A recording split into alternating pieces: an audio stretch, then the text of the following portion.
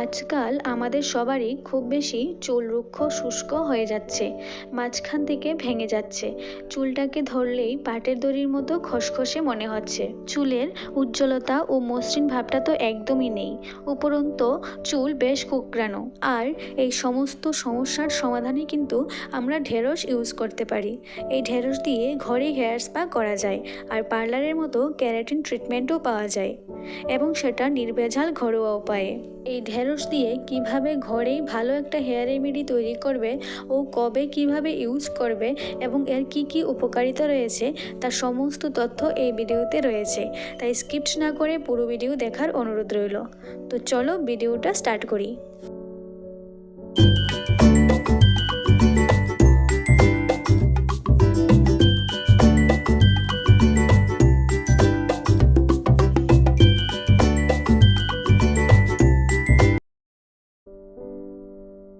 High, আমি সুস্মিতা, আর আমার চ্যানেলের নতুন আরও একটি ব্লগে সবাইকে স্বাগত। আজ আমি তোমাদের সাথে অন্য ধরনের হেয়ার রেমেডি শেয়ার করব। এই রেমেডি খুবই কার্যকরী এবং সম্পূর্ণ ঘরোয়া উপকরণ দিয়ে তৈরি করা যায়।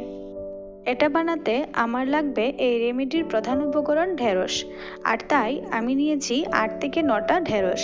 আমার হেয়ার খুব বেশি লং কিংবা খুব বেশি শর্ট নয়, ওই মিডিয়াম, তাই এই কটা ঢেঁড়স আমার জন্য একদম উপযুক্ত। তোমরা তোমাদের হেয়ারের লেন্থ অনুযায়ী ঢেঁড়সের পরিমাণ কম বেশি করে নিও। এই রেমেডি তৈরি করার সময় অবশ্যই কচি ঢেঁড়স নেওয়ার চেষ্টা করো, তাতে এর রেজাল্ট অনেক ভালো পাওয়া যায়। আর এটা ইউজ করার আগের দিন অবশ্যই চুলে শ্যাম্পু করে নেবে, কারণ নোংরা চুলে যে কোনো রেমেডি ইউজ করলে চুল আরও ক্ষতিগ্রস্ত হয়। তো দেখো, আমি এবার ঢেঁড়সগুলিকে ভালো করে ধুয়ে ছোট ছোট করে কেটে নিয়েছি। এবারে একটা পাত্র নেব এবং তাতে 1 গ্লাস পরিমাণ জল দেব। আর এখন তাতে 1 গ্লাসের বেশি জল দেওয়ার কোনো দরকার নেই, কারণ পরে আরও জল দেওয়া হবে। এবার তাতে ওই কেটে রাখা ঢেঁড়সগুলি দিয়ে দেব। এখন গ্যাস অন করে ওই পাত্রটাকে বসিয়ে দেব। 15 থেকে 20 মিনিট পর্যন্ত এটাকে ফুটিয়ে নেব। তাতে ঢেঁড়সগুলি সিদ্ধ হয়ে যাবে এবং জলটাও অনেকটা শুকিয়ে যাবে। এবার বলি, এই রেমেডি চুলে অ্যাপ্লাই করলে কি কি বেনিফিট পাওয়া যায়। ঢেঁড়স বা ভেন্ডি চুলের যত্নে বিশেষ উপকারী, কারণ এতে ম্যাগনেসিয়াম, ক্যালসিয়াম, অন্যান্য খনিজ পদার্থ এবং ভিটামিন এ, সি, কে রয়েছে, যা চুলকে মজবুত এবং মসৃণ করতে সাহায্য করে। এর রস চুলে কন্ডিশনার হিসেবে কাজ করে, চুলের গোড়া শক্ত করে, ফলে চুল সহজে ভেঙে যায় না, নতুন চুল গজাতে এবং দ্রুত চুল লম্বা হতে সাহায্য করে। রুক্ষ, শুষ্ক এবং খসখসে চুলকে নরম ও মসৃণ করে। এর মধ্যে অ্যান্টি ইনফ্ল্যামেটরি রয়েছে, যা স্ক্যাল্পের জ্বালা, চুলকানি, খুশকি প্রতিরোধে সাহায্য করে। এবং ঢেঁড়সের রসের একটা বিশেষ বেনিফিট হলো কুকড়ানো চুলকে সোজা করা। এই রস চুলকে সফট, স্মুথ এবং শাইনি করে।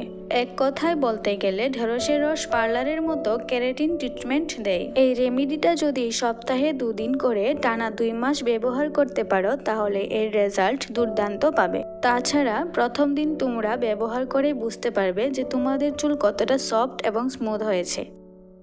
যাই হোক, ঢেঁড়স সিদ্ধ হয়েছে আর জলটা হালকা গ্রিন কালার এবং জেলি জেলি টাইপ হয়েছে। এটা একদম রেডি। এবার গ্যাস অফ করে নামিয়ে নেব। এখন এটাকে ছেঁকে নেব। কিছুক্ষণ 10 মিনিটের জন্য ঠান্ডা হতে রেখে দেব। এই আলাদা করা জলটা ফেলবো না, এটা আপাতত সাইড করে রেখে দেব। আর রইল ঢেঁড়স, এগুলি একটু ঠান্ডা হলে মিক্সারের সাহায্যে ব্লেন্ড করে নেব। ঢেঁড়সকে ব্লেন্ড করার পর দেখতে ঠিক এই রকম হয়েছে। আমি আলাদা করে কোনো বাটি বা পাত্র নিলাম না, আগের পাত্রটায় আমি আবার জাল করে নেব, তাই একেবারে এটাতেই একটা রুমাল দিয়ে ছেঁকে নেব। এখানে না, মিক্সারের বাটিটা ধুয়ে আমি আরেকটু জল দেব। তোমরা যে কোনো স্টিলের বা প্লাস্টিকের ছাঁকনি দিয়েও ছেঁকে নিতে পারো, তবে সবথেকে বেশি ভালো হবে যদি রুমাল বা কোনো কাপড় দিয়ে এটাকে করতে পারো। তাতে কোনো রকম ঢেঁড়সের আঁশ পড়ার সম্ভাবনা থাকে না। তবে রুমাল বা কাপড় দিয়ে করলে একটু ধৈর্য নিয়ে কাজটা করতে হবে, কারণ এই অবস্থায় যদি বেশি চাপ দেওয়া হয় তবে উপরের দিকে ঢেঁড়সের ব্লেন্ড বেরিয়ে পড়বে, আর তাতে বেশি বিরক্তিকর। তো শেষমেশ ঢেঁড়সের এইটুকু জেল বেরিয়েছে, আর এবার আগে থেকে সাইড করে রাখা জলটা এর সাথে মিশিয়ে নেব। অন্যদিকে একটা বাটিতে 2 চামচের মতো আমি চালের গুঁড়া নিলাম। তারপর তাতে অল্প করে জল দিয়ে চামচের সাহায্যে ভালো করে মিশিয়ে নেব, যেন কোনো দানা দানা না থাকে। চালের গুঁড়া আমাদের চুলের জন্য খুবই হেলদি। এই চালের গুঁড়ো আমাদের চুলের জন্য কতটা গুরুত্বপূর্ণ তা তো সকলেই জানি।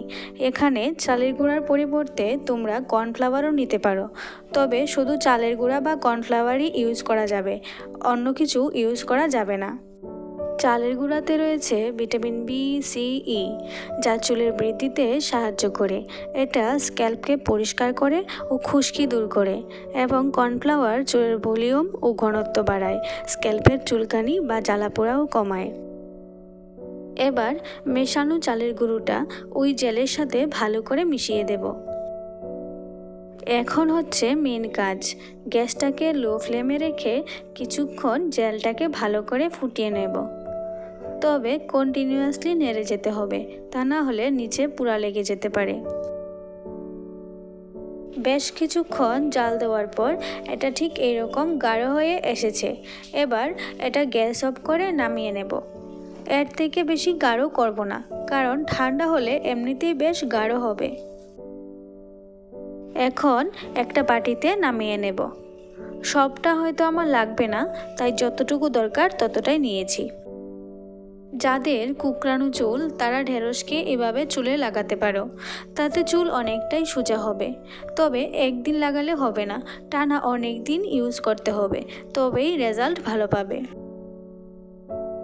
এবার এর মধ্যে কিছু উপকরণ অ্যাড করব।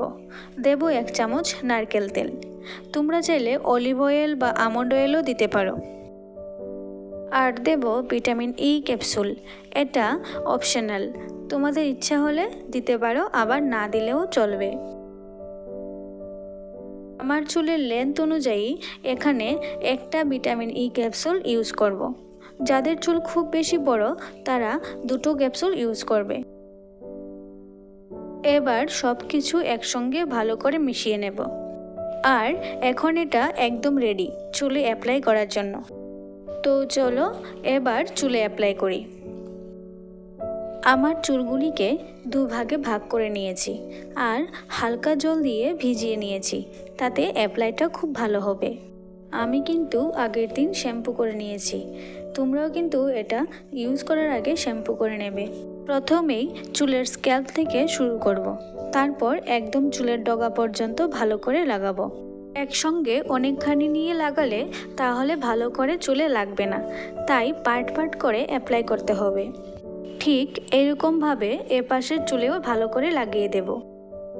ভালো করে অ্যাপ্লাই করা হয়ে গেলে 2 ঘন্টা ওয়েট করব। তারপর নর্মাল জল দিয়ে ভালো করে ধুয়ে নেব। কোনো শ্যাম্পু বা কন্ডিশনার ইউজ করব না। এই হচ্ছে আমার ফাইনাল রেজাল্ট। আর 2 ঘন্টা ওয়েট করার পর ভালো করে শুধুমাত্র নর্মাল জল দিয়ে ধুয়ে নিয়েছিলাম, কোনো প্রকার শ্যাম্পু বা কন্ডিশনার ইউজ করিনি। তাতে দেখো আমার চুলটা কতটা সফট স্মুথ হয়েছে, আর খসখসে ভাবটাও একদম নেই। যেহেতু ঢেঁড়স ন্যাচারাল কন্ডিশনার হিসেবে কাজ করে, তাই চুলে কোনো প্রকার জটও নেই। যেহেতু এতে আমরা তেল ইউজ করেছি, তাই চুলটা একটু তেলতেলে আছে, সেই জন্য কোথাও ঘুরতে যাওয়ার আগে এই রেমেডি অ্যাপ্লাই করা চলবে না, ঘরে থাকাকালীন এটা ইউজ করতে হবে। যাই হোক, রেমেডিটা তোমাদের কেমন লাগলো কমেন্টে জানাবে। ভালো লাগলে লাইক, শেয়ার, সাবস্ক্রাইব করবে। আজ তাহলে আসি, দেখা হচ্ছে নেক্সট ভিডিওতে।